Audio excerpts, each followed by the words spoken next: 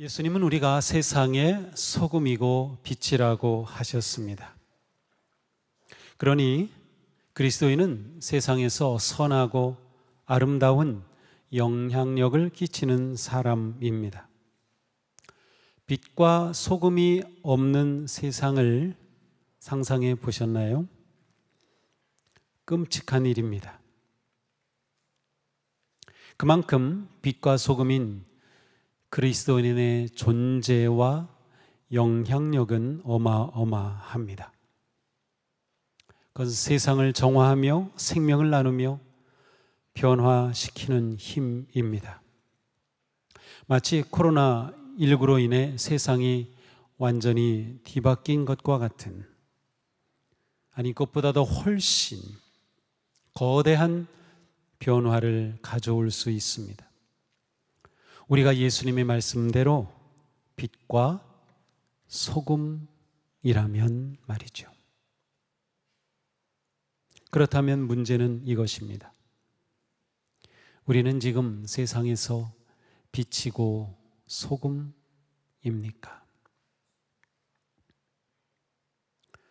빛과 소금인 그리스도인이 가져올 세상의 변화는 한순간에 천지개벽 하듯이 일어나지 않습니다.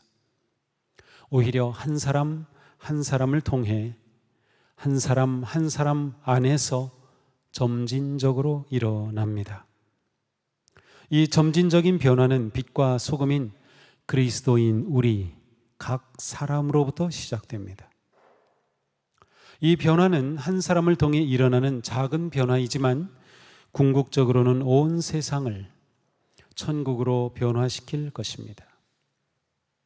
마치 2020년 1월 20일 대한민국 최초로 코로나 확진자가 인천에서 발생했고 그로부터 바이러스의 전염이 온 나라를 뒤흔든 것처럼 말이죠.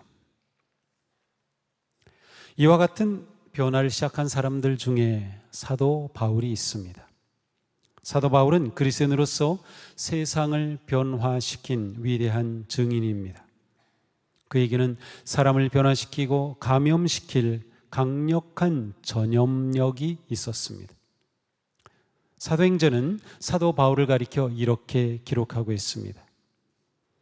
우리가 본 바로는 이 자는 연병 같은 자요, 온 세계에 있는 모든 유대 사람에게 소란을 일으키는 자요, 나사렛 도당의 우두머리입니다.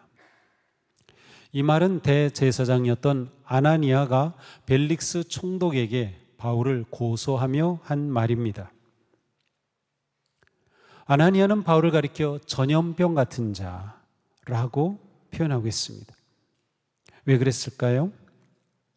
바울이 가기만 하면 그 지역에는 예수님을 믿는 사람들이 생기고 마치 전염병이 퍼지는 것처럼 예수 바이러스가 퍼졌기 때문입니다. 바울의 말과 행동과 가르침이 유대인과 이방인 사이에서 전염병과 같이 퍼져 나갔던 것입니다. 바울에게는 강력한 전염력이 있었던 거죠. 그리스도인은 모두 바울과 같이 예수 생명 바이러스를 전하는 사람이 되도록 부름을 받았습니다. 예수님의 마지막 말씀은 땅 끝까지 이르러 그리스도의 증인이 되라는 것이었습니다. 그것은 모든 교회와 성도에게 주어진 거룩한 사명입니다. 사도 바울은 디모데에게 때를 얻든지 못 얻든지 말씀을 전파하라고 부탁하였습니다. 언제나 생명의 복음을 전염시키고 예수 바이러스로 감염시키라는 말씀입니다. 세상은 그리스도인에 대해 우호적이지 않습니다. 복음을 전하고 생명 바이러스를 감염시키는 것이 정말 어렵습니다. 어떻게 보면 세상 사람들의 마음은 점점 복음의 생명 바이러스에 대해 면역력이 강해지는 것 같습니다. 복음이 쉽게 전염되지 않습니다. 사실 그 원인은 우리에게 있습니다. 우리가 진정한 빛과 소금이 되지 못했기 때문입니다. 그러나 우리는 주님의 명령을 무시할 수 없습니다. 사명을 외면할 수 없습니다. 우리는 예수 바이러스를 전하는 전염력을 회복하고 키워야 합니다. 우리가 생명 바이러스를 전하기 위해서는 우리 자신이 먼저 생명 바이러스의 보균자가 되어야 합니다. 예수 생명이 우리 안에 있어야 하는 것이죠. 조 알드리치라고 하는 목사님이 이런 말했어요. 그리스도인은 좋은 소식을 나누기 전에 먼저 자기 자신이 좋은 소식이 되어야 한다. 우리는 사람들을 예수님으로 감염시키기 전에 먼저 우리 자신이 그리스도에 의해 감염되어야 합니다. 복음을 전하려면 우리 자신이 복음이 되어야 하는 거죠. 우리 안에 예수 바이러스 곧 복음이 살아있을 때 우리는 빛과 소금입니다. 우리가 빛이 아니고 소금이 아니라면 어떻게 빛을 발하고 맛을 낼 수가 있을까요? 우리가 진정한 빛과 소금이 될 때 우리는 누군가에게 예수 바이러스를 전하고 감염시킬 수 있는 겁니다. 우리가 예수 생명 바이러스로 감염되었다는 증상, 그것이 바로 빛을 발하는 것이고 소금으로 맛을 내는 것이에요. 많은 불신자들은 그들이 이미 만나고 또 알고 있는 그리스도인들을 통해서 복음에 대해, 예수님에 대해 나름 판단을 하고 있습니다. 그들은 흔히 이렇게 말하죠. 나도 내 주변에 그리스도인들이 몇 명 있긴 하지만 솔직히 말해서 그들에게서 별로 매력을 느끼지 못합니다. 그들은 마음도 좁고 너무 이기적이고 너무 독선적입니다. 이렇게 그리스도인들이 매력이 없는 것은 그리스도인들에게 예수 바이러스로 감염된 증상이 없기 때문이에요.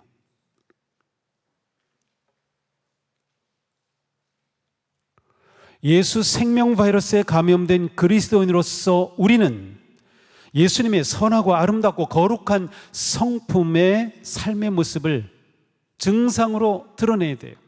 우리 안에 예수 생명이 있다면 그것이 나타나야 되지 않을까요? 그러니까 우리에게 정말 예수로 감염된 증상이 있습니까? 얼굴이 빛나고 온유하고 기쁨이 넘치고 평화를 추구하며 섬기고 겸손하게 사랑하는 모습, 빛과 소금, 그것은 우리가 예수 그리스도에게 감염되었음을 드러나는 증상인 겁니다. 빛과 소금은 그리스도인이 가져야 할 자아상입니다.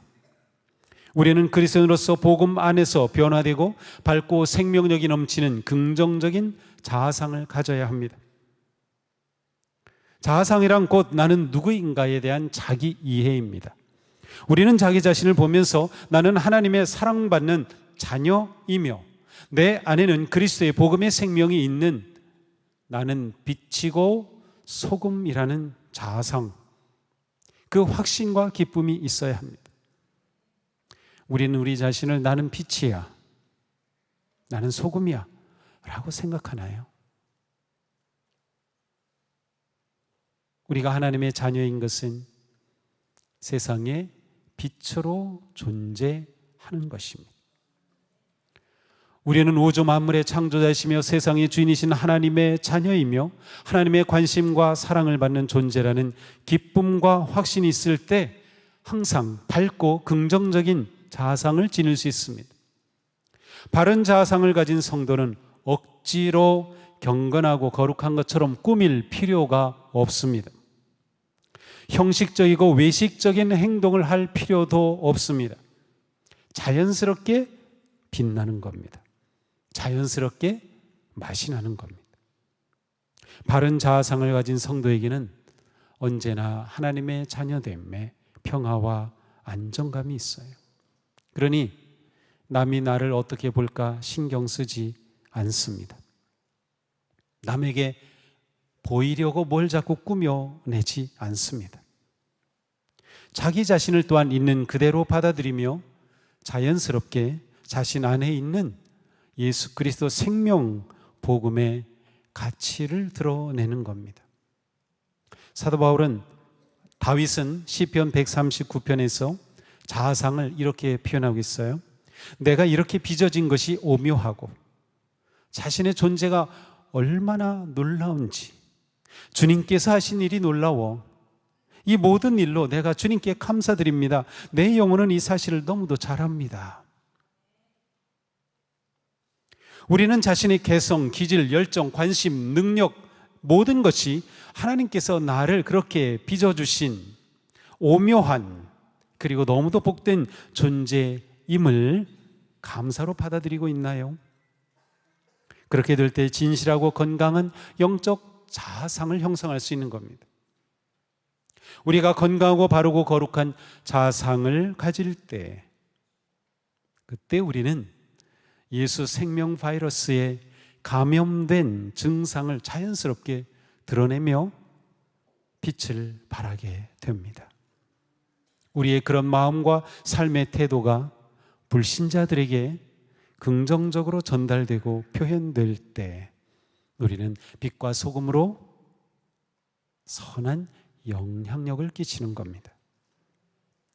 어떤 글을 보니 불신자들은 흔히 그리스도인들을 보면서 그들은 뭔가 규율에 율법에 매여서 감성적으로 메마른 사람들이라고 생각한다는 것입니다. 그래서 그리스도인들은 화를 내면 안 되고 슬퍼해도 안 되고 고난 중에도 아무렇지 않은 듯 살아가야 한다라는 생각을 한다는 거죠. 불신자들이 정말로 그리스도인들을 그렇게 생각한다면 그것 또한 우리의 잘못입니다. 저는 꽤 오래전에 미국에서 목회할 때 아주 젊을 때죠. 어린 자녀가 갑자기 죽어서 장례를 하게 된 자리에 참석한 적이 있습니다. 그런데 그 장례식을 인도하신 목사님은 설교하면서 부모에게 슬퍼하지 말고 울지 말고 감사하라고 했습니다. 자녀가 천국에 갔으니 감사라는 것이었습니다. 물론 깊은 뜻은 이해가 됩니다. 하지만 제 마음이 너무 불편했습니다. 오히려 그 자리에서 함께 울고 함께 슬퍼하고 그리고 부모에게 눈물을 많이 흘리라고 슬픔을 표현하라고 하는 게 더 성경적이지 않을까요? 그것이 더 신앙적이지 않을까요? 그때 저는 목회에 대해서 굉장히 많은 생각을 했습니다. 목사, 목회, 이것은 어떤 것이어야 하나? 예수님은 눈물을 흘리셨습니다. 예수님은 슬퍼하셨습니다. 예수님은 아파하셨습니다. 예수님은 감정을 솔직하게 표현하셨습니다. 하나님의 자녀는 하나님 안에서 자신의 느낌과 감정과 생각을 그대로 표현할 수 있어야 합니다. 자신의 감정에 대해 진실해야 합니다. 그렇게 할 때 다른 사람의 아픔과 슬픔과 고통에 내가 판단하고 정죄하는 것이 아니라 공감할 수 있습니다. 이것이 중요합니다. 공감할 수 있는 것.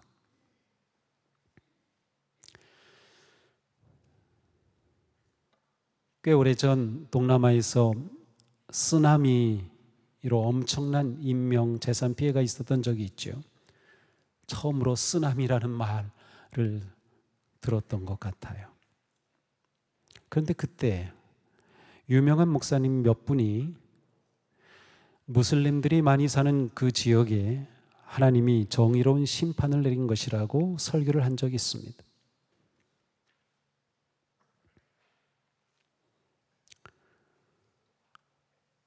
과연 그럴까요?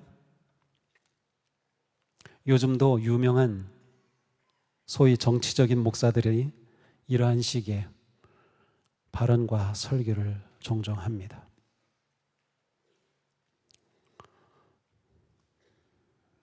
그런 유튜브 보지 마세요. 그런 것들에 현혹되지 마세요.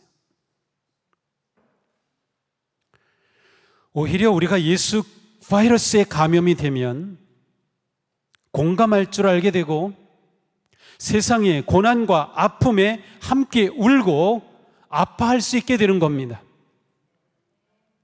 그리스도인으로 사는 것은 이 땅에서 세상의 아픔과 함께 하는 것이에요. 그들을 정죄하고 그들이 죄졌기 때문이라고 말하는 것이 아닙니다. 함께 울 수 있는 것, 함께 아파할 수 있는 것, 이것이 그리스도인이 된 진정한 성도의 모습이에요. 우리가 세상의 고통과 공감할 수 있을 때 생명 바이러스를 전염시키고 전파할 수 있습니다.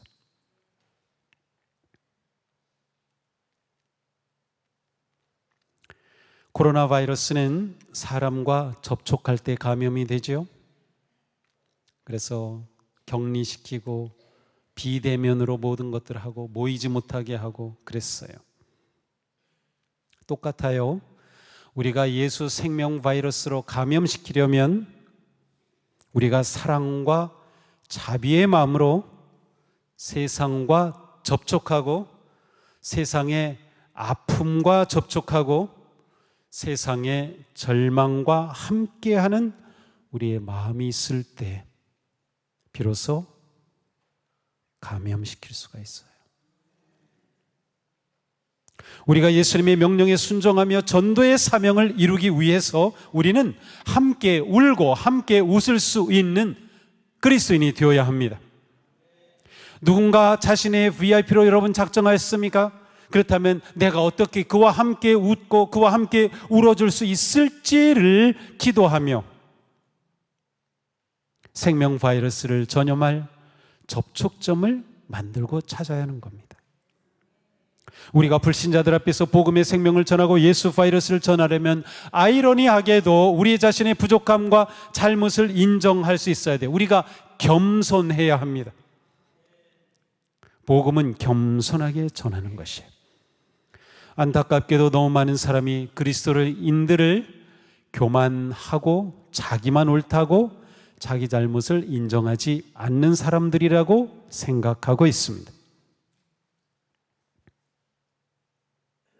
진실하게 자신의 잘못과 부족함을 인정하고 겸손할 줄 아는 사람이 오히려 사람들의 환영을 받고 마음이 연결될 수 있습니다.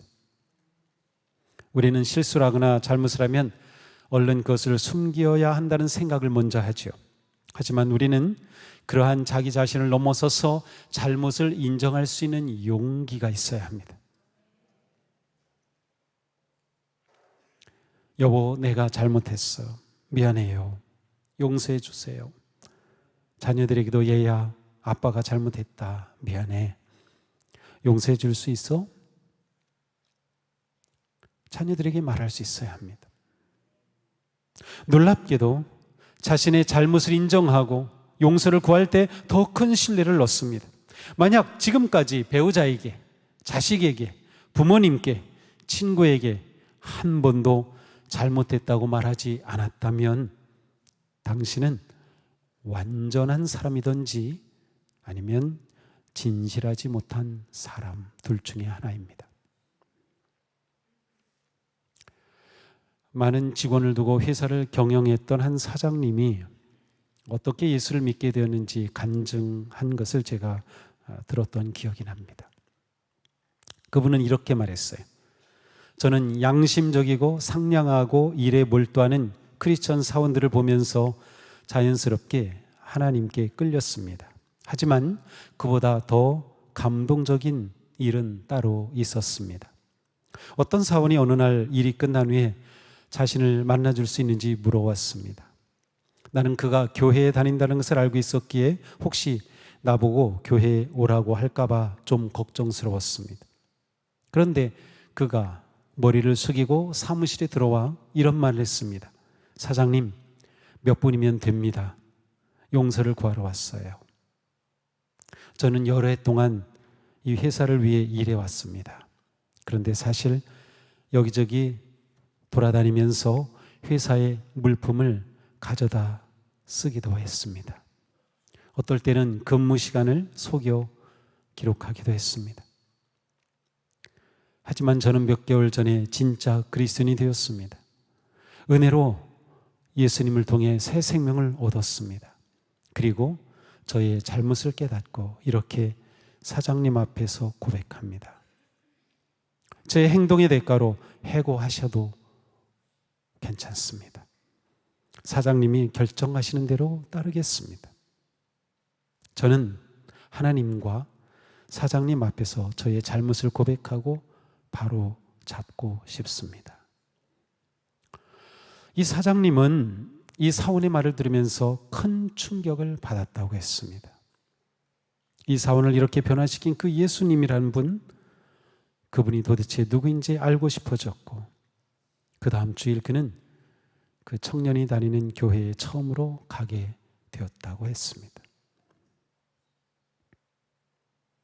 무엇이 이 회사원으로 하여금 사장님을 예수 바이러스로 전염시키게 했습니까? 새로운 복음 제시법이었습니까? 멋진 말이었습니까? 아니죠. 다만 자신의 잘못을 인정하는 겸손함과 진실한 모습이었습니다. 그렇습니다. 우리의 진실한 삶, 우리의 정직한 삶, 우리의 바른 삶이 예수 바이러스를 전하는 강력한 길입니다. 우리는 사람들을 대할 때 겸손해야 합니다. 비록 세상이 불의와 오해와 악감정으로 우리를 대해도 우리는 겸손한 태도를 유지해야 합니다.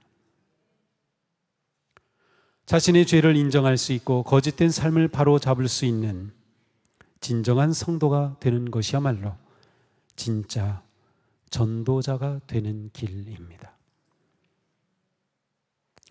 한국 사람들은 그리스도인들에 대해서 흔히 교회 다니는 사람은 말이 많다고 합니다. 이 말의 이면에는 교회 다니는 사람들은 말이 많고 말 잘하고 하지만 삶은 그렇지 못하다는 뜻이 숨어 있습니다. 예수 그리스도께서 말씀을 선포하셨을 때 그 말씀에 능력이 있었던 이유가 무엇입니까? 예수님의 말씀에 수많은 사람들이 감명을 받고 그리스도의 제자가 되어 따른 이유가 무엇입니까? 예수님은 언제나 신적 권위로 말씀하셨지만 그것이 다가 아니었습니다. 예수님의 말씀은 언제나 예수님의 삶과 일치하였기 때문입니다. 예수님은 사람이 친구를 위하여 목숨을 버리면 이보다 더 큰 사랑은 없다. 내가 너에게 명한 것을 다 행하면 너희는 내 친구다 라고 말씀하셨을 뿐만 아니라 실제로 자신을 십자가에 내놓으셔서 죽으심으로 우리의 친구가 되셨습니다.